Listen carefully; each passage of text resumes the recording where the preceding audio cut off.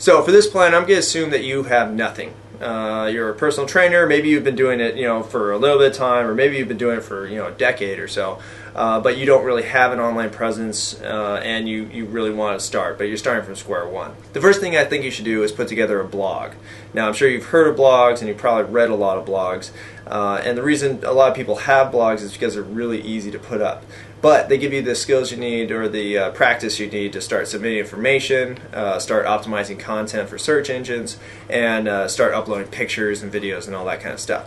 And it'll give you a constant access to your website, so you could update it, if you can, do it on a daily basis. Now you might be wondering, what kind of information do I put up?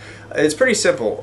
As a personal training, you should have your own personal training regimen, for yourself, and diet and all that kind of stuff. So that would be the easiest way to start. Now, the good news is that nobody's going to be going to this website because, one, nobody knows about it, and two, it hasn't really been online long enough to get any kind of search engine traffic.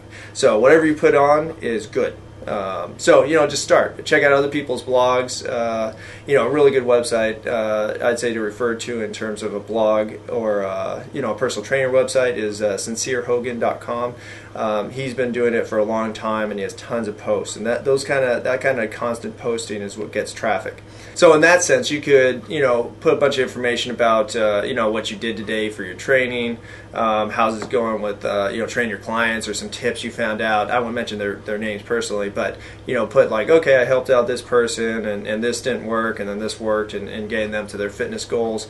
You can also put up upcoming workshops you're doing, or just tips about how you think is the best way to get people in shape. All that stuff is good information that you could start using on your blog and start really getting some content on there, so the search engines could start really indexing your site. You can also do stuff like product reviews, or diet reviews, meal ingredients and stuff like that, or even like feats of strength. If you could do a really cool exercise, that usually gets a lot of traffic and drives people to come back to your website to look for more kind of that, more stuff like that.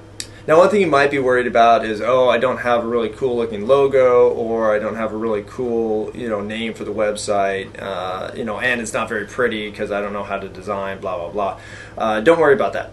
Nobody's going to be going to this website because it hasn't been around for long enough. So just kind of think of this first blog as practice. You could always, once you get some more skills, restart the blog somewhere else, or just enhance it as you learn, new things to do online and with your articles and designs and stuff like that.